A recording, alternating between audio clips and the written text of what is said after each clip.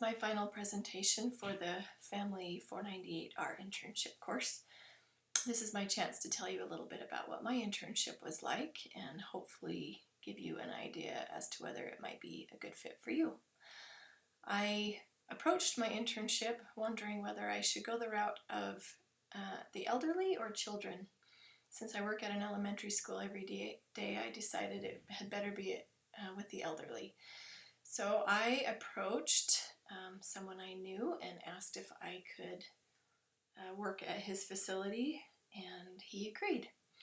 So the main consideration when you're working with the elderly, and really practically anyone else, is we need to decide what they really need.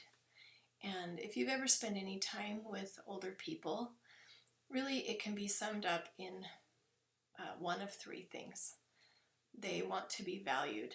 Just because they're old doesn't mean that they have no value, although many of them feel that way. Just because they're old doesn't mean that they are not useful or do not want to be. They really want to be involved in something valuable where they can feel like they are contributing. And most definitely they want to be loved. And I found them very easy to love. I approached a bishop in our stake who's an owner and administrator of a facility and asked if he would allow me to come in and pretty well start my own program there. I even gave myself my own title, which was Family Life Coordinator.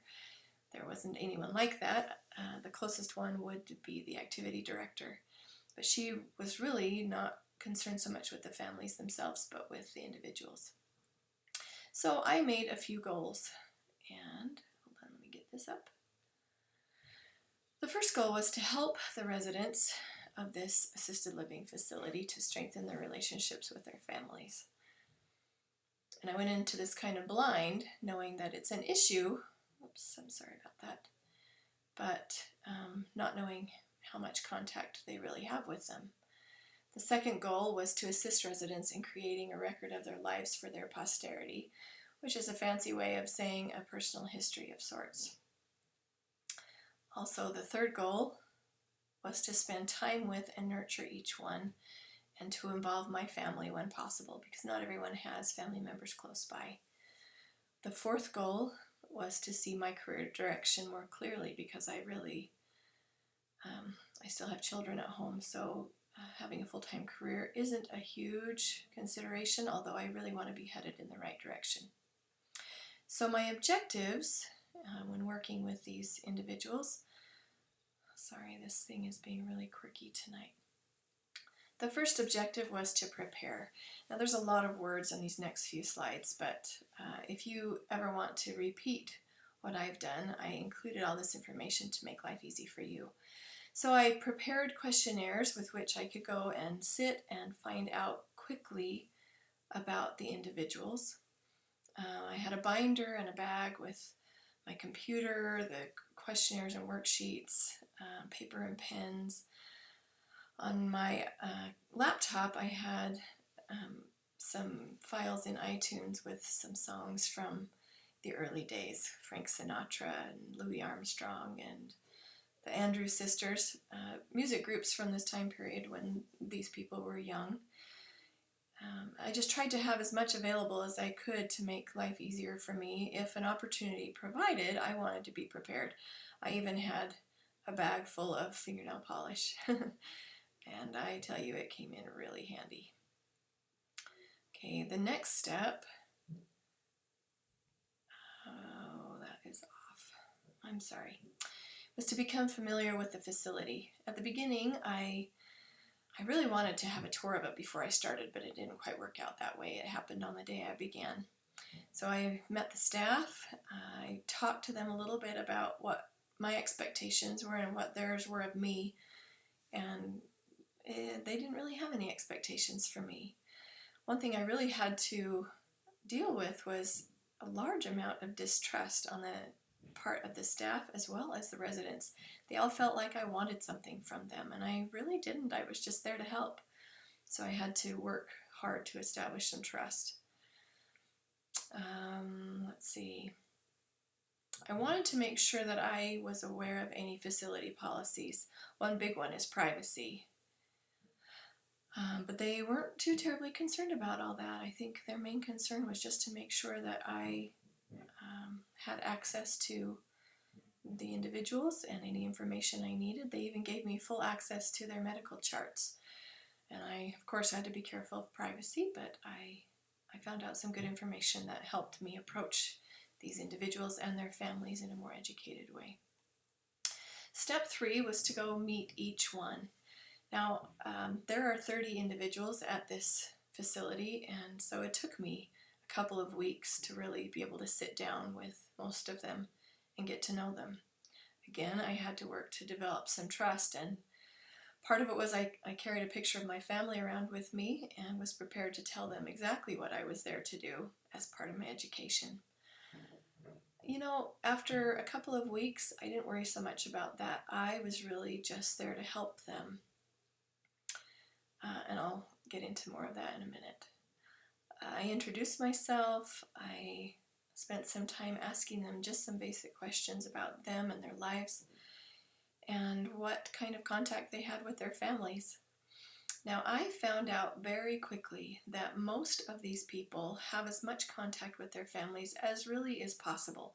Some of them live close by, some of them call fairly frequently, and some of them have no family. There's one woman who she has no family who are still living, and so when it came time for her, when her physical and mental condition had deteriorated to the point that she needed to be in a facility, it was her neighbor who noticed. I guess she started wandering around the neighborhood and then couldn't find her way back. So her neighbor was kind enough to take on legal responsibility for this woman and is the one who makes decisions about her care. So my idealistic effort and goal in coming into this place was, I guess, to ride in on my white horse and make sure that their families came and helped them to feel loved and valued, and that they would all feel happy and wonderful when my time was done because I had helped them grow closer. It didn't really work out that way. I'll talk about that more in a minute too. Okay. Oh, on that last one, of course, let's see if I can find that again. Determine what each resident is realistically capable of. Now, in this facility, there are many residents who have dementia or Alzheimer's in one stage or another. And so not all of them can you sit down and have a lucid conversation. Some of them you just have to help them get their shoes on, or lead them back to their room when they forget where it is, or just hold their hand. So there really were not too many individuals that I could sit down with and really fill out a personal history. They can't remember or they can't communicate. So that was one idealistic thing that kind of came crashing down there. I couldn't talk with everyone. Okay, step 4, make a plan for each resident. I felt like this was really important, maybe for my peace of mind as much as creating expectations. It came as I spent a couple of weeks, really, I was there for 10 weeks. It was probably a good 3 or 4 before I felt comfortable with each individual and they felt comfortable with me. And I knew what I was there for each one of them. So it wasn't really a firmed up official schedule and plan for each person, but really what my comfort level was with them and theirs with me. At the bottom it says if they don't have a family, will they accept mine? And I was able to bring in several of my children to spend time with them, and it's good for the elderly to be around children. They are quite entertained by them, but it was also really good for my kids to learn to be tolerant of and loving towards these people that really need it. Number 5, I wanted to promote future communication with the family members. And I really tried to do this, but it didn't work out as much as I wanted it to. There's one woman who has several family members in Minnesota. Now, I live in Idaho, so she really doesn't get to see them very often. I apologize about this skipping around. I'm having to use a Wacom tablet because my mouse battery is dead, and it's not as easy to control. Anyway, this woman, her family lives in Minnesota, and a couple of her children live here. And we were trying to set up a Google Hangout on air where she could have a nice meeting with her children, and perhaps they could even record it for future purposes when she's gone. And I talked to her family about it, and they were all excited, but just trying to get everyone's schedules to meet up. Really, well, I'm going to talk about this next. In fact, maybe I'll talk about it right now. The time passed really fast. That 10 weeks at the beginning seemed like it would be forever. And I tell you, for me, I was doing this, and with driving time, it ended up being about 25 hours a week. I was doing this on top of working part-time and being Young Women's president and having 5 children at home and a husband who needed some time and attention. So it was really heavy at the beginning, but the time passed so fast, and by the time I was done, I could spend all day, every day there and be completely happy because I love these people. So all the plans and objectives and goals I had didn't quite work out as much as I had wanted to, but it was a wonderful, wonderful experience. One thing I really came to understand is that each person is so unique. Some of them are so pleasant to be with, and you can sit and talk with them and they can tell stories for hours. And others are a little mean-spirited or cranky, and you can't do a whole lot with them other than just sit and ask them questions and try to pacify them a little bit. Others really have no awareness of where they are or what they're doing, and like I said before, you just have to try to fulfill physical needs. And with those people, I tried to touch them as much as I could, just caressing them or looking in their eyes or holding their hands. They just don't get a whole lot of that affection where they are. Their physical needs are met, the basic ones, but as far as feeling loved, there's not a whole lot of that. Okay, the last few. Have I done any good? Maybe in the vast scheme of things, I didn't really feel like what I did would make a huge lasting impact on these people. But what I came to liken it to was when you have small children, and when they're young, even as babies, you give them so much care every day, changing their diapers and giving them baths and just showing them love. And when they're older, they don't remember any of that. But what it does is lays a foundation for the rest of their lives where they learn to trust and they have that basic sense that they are loved and cared for. And so I took that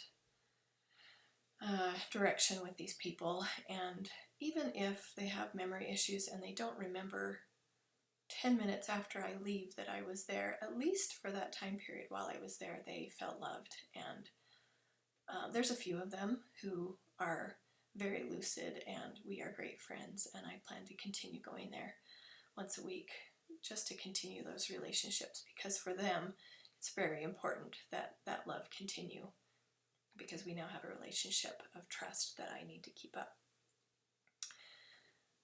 How have I changed? Well, I put this picture here because I feel like I see things a little bit more clearly. I see what my future direction needs to be.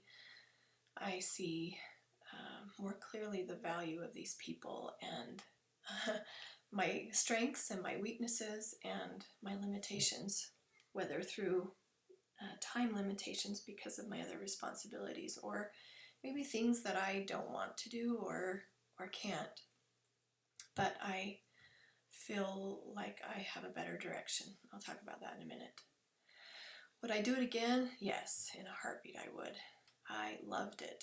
That doesn't mean that there weren't days where I really had to square up my shoulders before I walked in that door, because there were uncomfortable situations, or maybe some people I really didn't want to talk to on a given day. But once I walked in that door, I was there, and I I hate to bring it back to a personal thing, but I felt valued. Towards the end, the nurses would see me walk in the door and say, "Oh, are you here for a while? I'm so glad you're here," because they are pretty overworked and understaffed and they need my help. But even more so when there's one woman named Helen, when she sees me come into her room, she lights right up and rushes over to give me a hug, and we talk, and I love being there. So yes, I would do it again. As far as the future, how to go forward, I wasn't sure at all what my direction was going to be after this was all over. I've always liked working with older people, but there's different directions you can go there. You can work towards becoming an activities director at a facility like this, but that takes quite a bit of time and training. It wasn't really quite my thing, but as I talked with some people who were working here, namely in hospice care, I realized that becoming a social worker working with hospice patients and their families is right up my alley. And I've checked into it, and it's going to take some time and preparation, but it does not require a master's degree, which I was happy about because I'm not prepared financially or otherwise to do that right now. So now that this is over and graduation is imminent, that's my goal. It's going to be a few years because, again, I have children at home and I want to focus on them mainly for now. But that's the goal. So as far as what the internship did for me, yes, it met its purpose. And I have a goal and a fabulous experience under my belt and some new friends to show for it.